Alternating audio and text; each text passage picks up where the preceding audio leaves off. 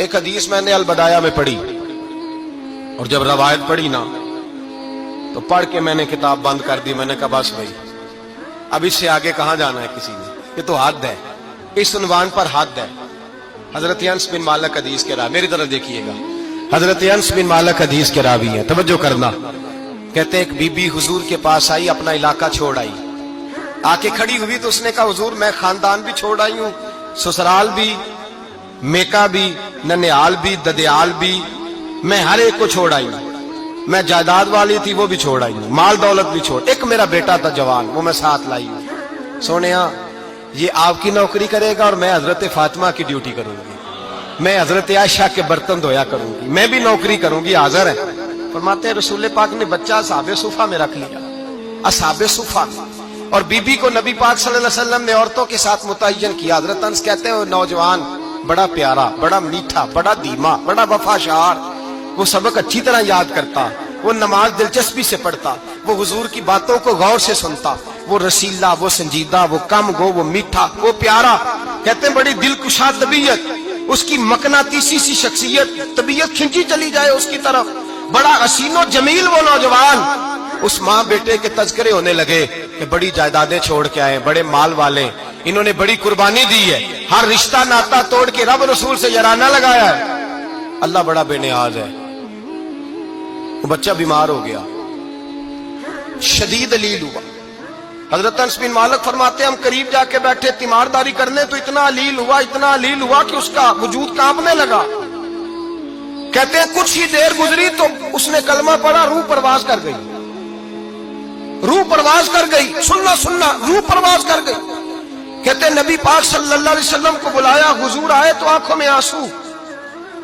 نبی پاک صلی اللہ علیہ وسلم نے سر پہ ہاتھ پھیرا اور پہلے حضور نے جملے ارشاد فرمایا تم غسل دو, کفن دو, میں خود اس کا جنازہ پڑھاؤں گا.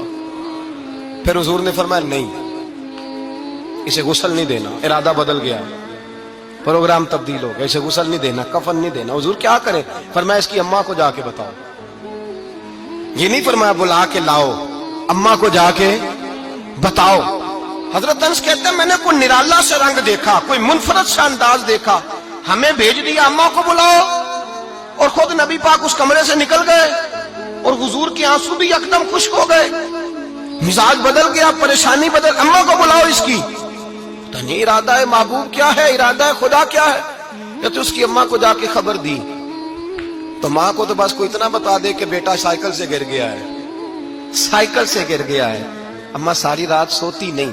ایک شاعر نے کہا تھا ایک مدت ہوئی میری ماں نہیں سوئی, میں نے ایک رات کہا تھا مجھے ڈر لگتا ہے, ایک رات کہا تھا مجھے ڈر لگتا ہے. یہ اپنے اپنے رنگ ہوتے ہیں, اپنا اپنا انداز ہوتا ہے. رمضان شریف کا مہینہ آتا تو میری اماں جی کہاں گری کا تیل منگاتی, چیزیں منگاتی, اور پھر زبردستی میں منع کرتا کہ اماں جی نہیں آپ کیا کر رہی ہیں, میں تو تیل ویسے بھی ذرا کم استعمال کرتا ہوں, تو رگڑ رگڑ کے, اور نہیں کتابیں بڑی موٹی ہیں, فلاں چیز بڑی موٹی, اس کا رنگ تھوڑا نرالا ہے.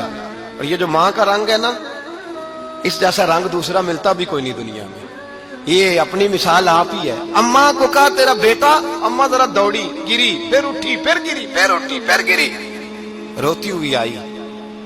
کہتے ہیں پیچھے وہ روئی, لیکن جب بیٹے کی میت کے قریب آئی تو اب نہیں روئی.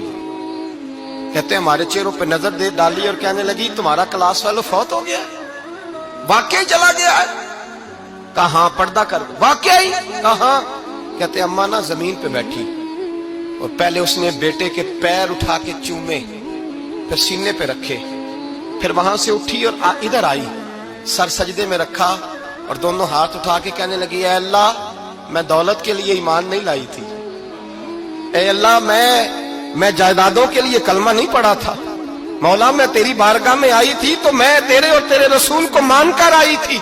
خدا بندہ میں نے میکے چھوڑ دیے, سسرال چھوڑ دیا, ننیال چھوڑ دیے, ددیال, وہ دشمن تھے سارے دین کے, چھوڑ کے آئی. میں نے آرزوؤں کا بڑا مکان بھی چھوڑا. خدا بندہ بیٹے نے جانا تھا, مجھے شکوہ کوئی نہیں, لیکن خدا بندہ اب میرے سارے کہیں گے تو نے کلمہ پڑھا تھا تو تیرا بیٹا ہی چلا گیا. اے اللہ کی اگر تو نے دل مسلم کی دل جوئی نہیں, تانا دیں گے بت کے مسلم کا خدا کوئی نہیں. اے اللہ میرا یقین کہتا ہے کہ اگر تو مارنے پہ قادر ہے تو زندگی دینے پہ بھی قادر ہے. खुदाबंदा काफिरों को राजी न कर, वो खुश हो जाएंगे, वो मुझ पे ताने कसेंगे, फब्तियां कसेंगे। ए अर्श के मालिक, रहमत का दरवाजा खोल, मैं तेरे नबी की बारगाह नाज में रहती हूं, नजर फरमा। हजरत अर्श बिन मालिक फरमाते हैं, ईमान, यकीन और इस्तकामत के साथ उस ने जब दुआ मांगी तो हमने मस्जिद नबवी के सहन में अजीब नजारा देखा। एक माँ ने दुआ मांगी तो बेटा उठ के बैठ गया। कहते हैं बेटा उठ के बैठ गया, कलमा पढ़ तो वो उठ के बैठा, माँ ने सीने से लगाया और माँ और बेटा नारे लगाने लगे, लोगों सुनो, कुरान भी सच्चा, इस्लाम भी सच्चा, अल्लाह भी सच्चा, ये मस्जिद नबी सच्चों का घर, और सबसे बढ़ के अल्लाह का रसूल सच्चा। अल्लाह के रसूल सच्चे, महबूब सच्चे, मस्जिद में रहने वालों में सबसे बढ़कर सच्चे, रसूल कायनात सल्लल्लाहु अलैहि वसल्लम का दीन सच्चा। फरमाते रसूल पाक को खबर दी तो महबूब ने मुस्कुरा के फरमाया, मेरे रब की ताकतें बड़ी ज्यादा है। इन्नल्लाह अला कुल्लि शैइन कदीर, अल्लाह की ताकत बड़ी है। ईमान था, यकीन, इस्तकामत, बच्चा उठ के बैठ गया। हजरत अंस कहते हैं वो हुजूर के जमाने में भी हयात रहा, विशाले ज़ाहिरी के बाद हजरत अबू बकर के जमाने में भी मौजूद रहा, उमर के जमाने में भी मौजूद, हजरत उस्मान के जमाने में उसकी माँ का इंतकाल हुआ, उसने अम्मा को दफन किया और माँ के बड़े अरसे के बाद उसने पर्दा किया। जब हम उसकी तरफ देखते थे ना, देखते उसकी तरफ थे, पर हमें उसकी अम्मा का ईमान याद आ जाता था, हमें यकीन। ओ भाई, कभी तूने रब करीम की बारगाह में सर सजदे में रख के मांगा ही नहीं, तू कभी आया ही नहीं, वरना उसके दरवाजे से कोई खाली जा सकता, सवाल ही नहीं पैदा होता, कोई खाली जाए, कोई जाता ही नहीं, वो भेजता ही नहीं, उसका अंदाज ही नहीं, उसका ये करीमाना अंदाज ही नहीं, वो भेजता ही नहीं, वो तो नवाज देता।